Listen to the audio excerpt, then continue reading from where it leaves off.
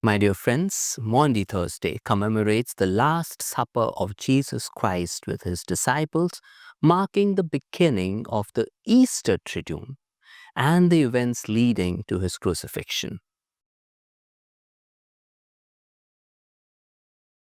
The first reading, taken from the book of Exodus, gives us the narrative of the Passover, a pivotal event in the history of the Israelites. God instructs Moses and Aaron to designate the 10th day of the first month as the time to select a lamb for each household.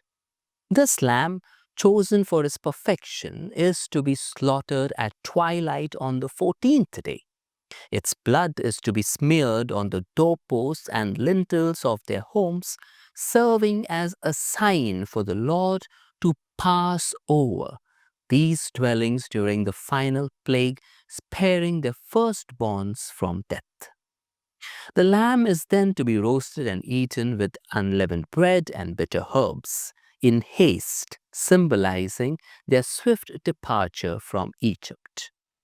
This day is ordained as a lasting memorial to be observed as a festival throughout their generations. The connection between Exodus 12 and Maundy Thursday lies in the transformation of the Passover meal. In Exodus, the Passover lamb's blood marks the Israelites' homes, leading to their deliverance from slavery. In the New Testament, Jesus is identified as the Paschal Lamb, whose sacrifice brings liberation from sin.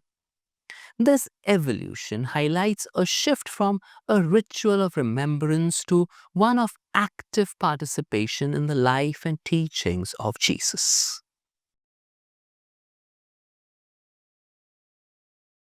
In the second reading taken from the first letter of St. Paul to the Corinthians, Paul recounts the institution of the Lord's Supper or communion as he received it from Christ.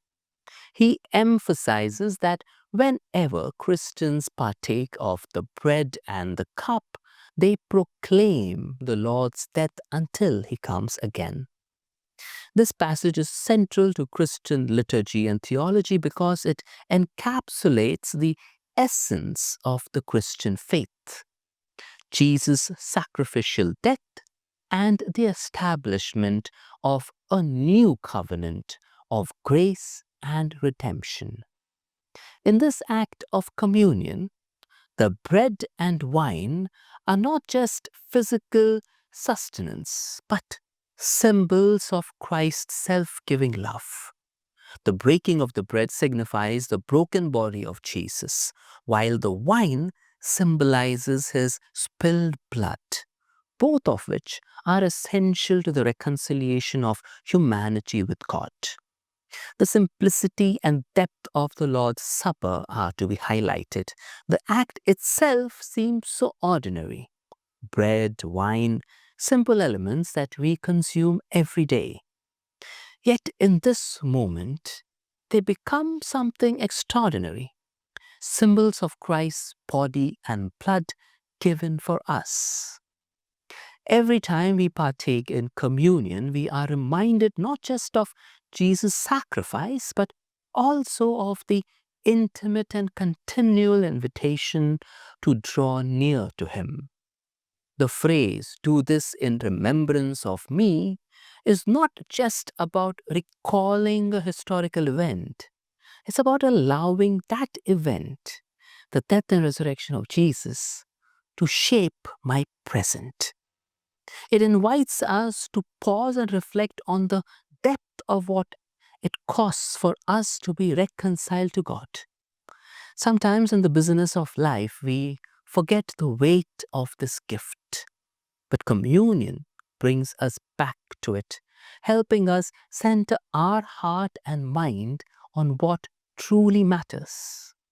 The Eucharist becomes a moment of communal worship where believers are reminded of the unity they share in Christ and the transformative power of his love.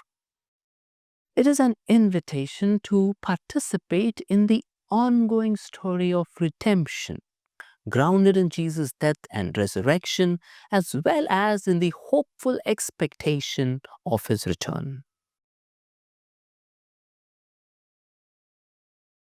In the Gospel taken from John, we have the narrative of the washing of the feet. There are two important aspects of this gesture of Jesus.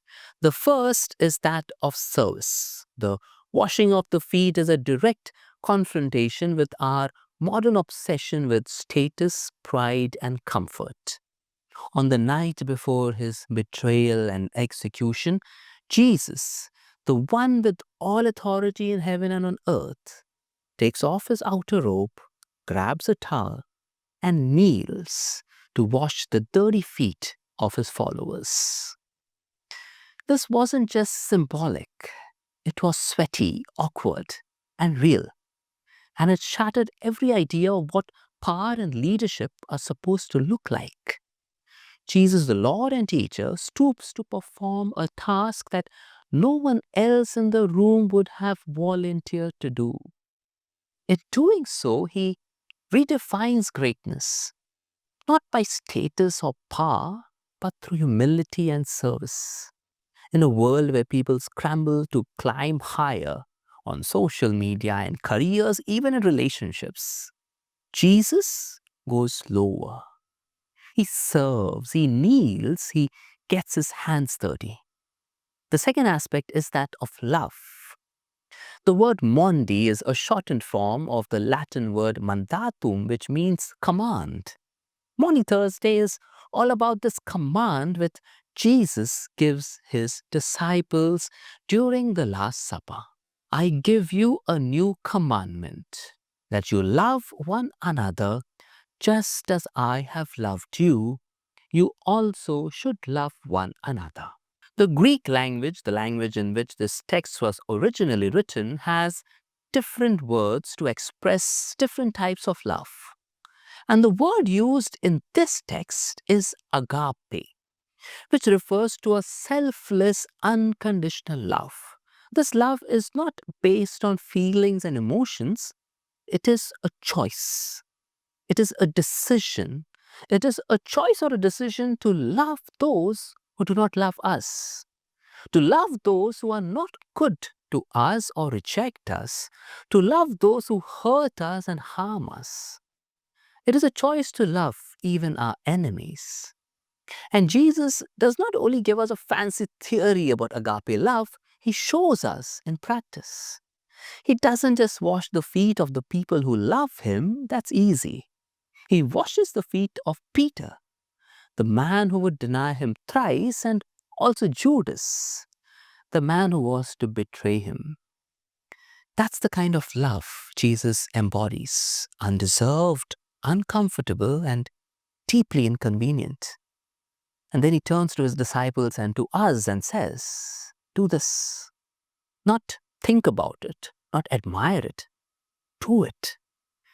This is difficult because it pushes against everything we are conditioned to believe. We are taught to protect ourselves, to force our way through, to keep score. But Jesus, in telling us to let go of ego, to serve people who won't thank us, and to love people who might hurt us, are we willing to serve when it's unseen, unappreciated, or beneath us? Are we willing to love people who don't deserve it? Are we ready to stop performing and start kneeling? Jesus didn't come to build a fan base. He came to build a movement of radical, self-emptying love. The question is, are we willing to follow him all the way down to our knees? The original Passover commemorated freedom from physical bondage in Egypt, while the Eucharist instituted on Maundy Thursday commemorates freedom from spiritual bondage through Jesus' sacrifice. This transition invites believers to move beyond ritual observance to embody the principles of love, service, and sacrifice in their daily lives. Maundy Thursday calls us to reflect on whether we are willing to embrace the vulnerability of love even when it costs us comfort, pride, or security. May God bless us all.